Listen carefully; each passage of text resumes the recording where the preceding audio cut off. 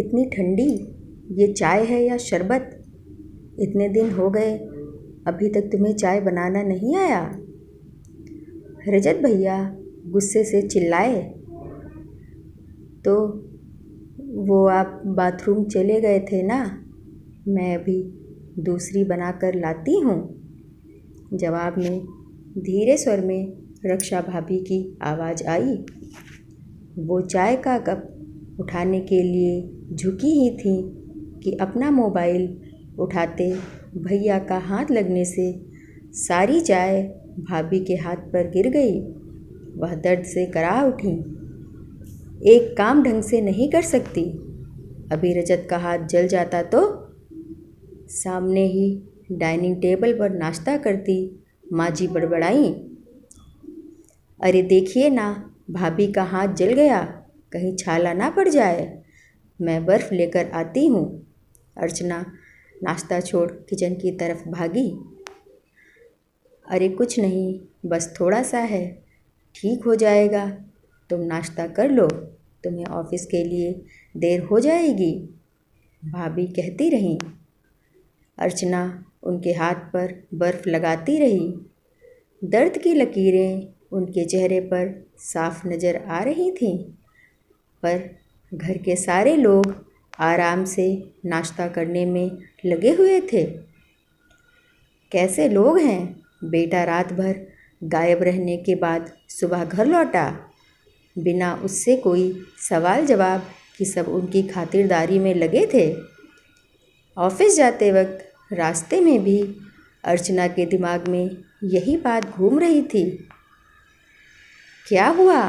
आज सुबह सुबह बेगम साहिबा किसके ख्यालों में गुम हैं?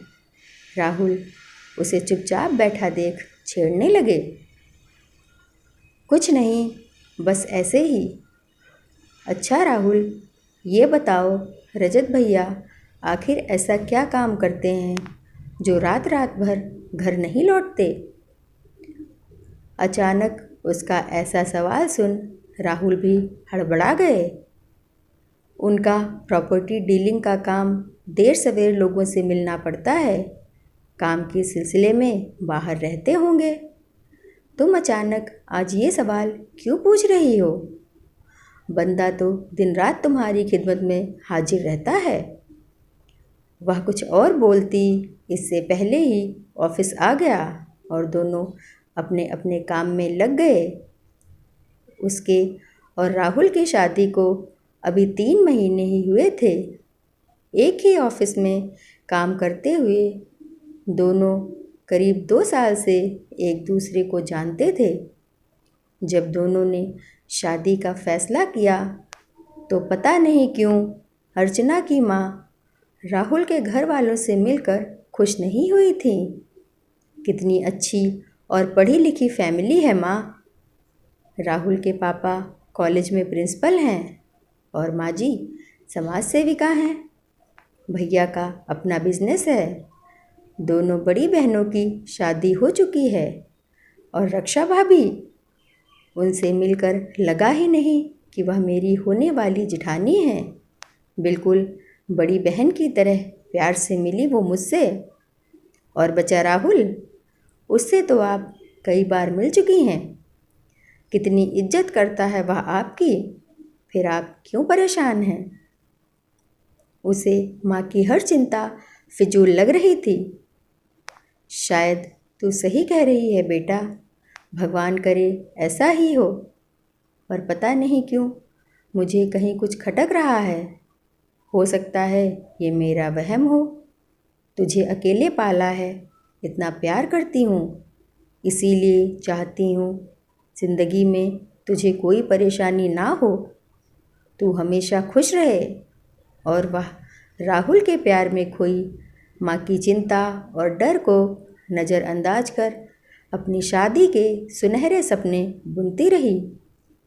पर अब रजत भैया का रक्षा भाभी के प्रति ऐसा व्यवहार और मम्मी जी पापा जी का तटस्थ रहना उसे माँ के डर और आशंका की वजह समझ में आ रही थी।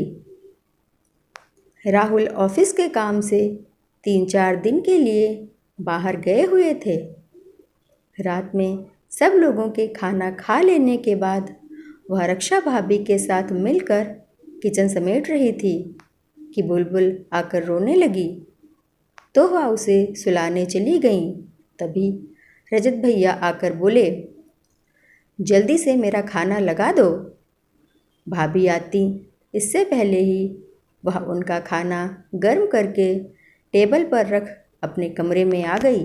उसे अभी कुछ ही देर हुई थी, रजत भैया के चीखने की आवाज़ आई, ये खाना बनाया है तुमने? इतना ठंडा और बेस्वाद, गरम नहीं कर सकती थी? वह जब तक बाहर आई उसके देखते देखते उन्होंने रक्षा भाभी के गाल पर एक थप्पड़ लगा दिया। ये क्या कर रहे हैं भैया? इसमें भाभी की कोई गलती नहीं है। आज खाना मैंने बनाया है। भाभी तो बुलबुल को सुला रही थी। आपके लिए खाना मैं ही रख कर गई थी, वह भी गर्म करके। आप ही अपने मोबाइल पर लगे हुए थे। वह रोती हुई भाभी को एक तरफ हटाकर बोली। उसे देखकर भैया पीछे हट गए। तभी माँ जी आकर चिल्लाईं, अर्चना तुम चुप रहो, यह इन दोनों के आपस का मामला है। आपस का मामला नहीं, यह हमारे घर का मामला है। यह इतनी भी बड़ी बात नहीं है कि अपनी पत्नी पर हाथ उठा दिया जाए। मैं तो देखकर हैरान हूँ कि भैया चाहे गाली गलौज करते रहें, भाभी पर हाथ उठाते रहें और हम सब यह इन दोनों की आपस की बात है ये कहकर तमाशा देखते रहें। आप चुप रह सकती हैं, लेकिन मैं चुप नहीं रहूँगी। भाभी आप चलिए मेरे साथ मेरे कमरे में, मैं बुलबुल को लेकर आती हूँ। वह आगे बढ़ी ही थी कि पापा जी की आवाज़ आई, छोटी बहू अपने कमरे में जाओ। अपनी सास से इस तरह जबान लड़ाते तुम्हें शर्म नहीं आती? जो चल रहा है वैसा चलने दो। हमारे घर के मामले में टांग ना लड़ाओ तो ही अच्छा है। वैसे भी राहुल अभी यहाँ नहीं है, वह आ जाए तब तुम्हारे बारे में भी बात करेंगे। मैं कहती ना थी राहुल के पापा जी, ये लड़की हमारे घर के लायक नहीं है, पर आपने और राहुल ने मेरी एक ना सुनी। देखो तो कैसे बड़ों से जबान लड़ाती है। यह तो रक्षा को भी बिगाड़ के रख देगी। ऐसे शब्द सुनकर अर्चना का खून खौल उठा।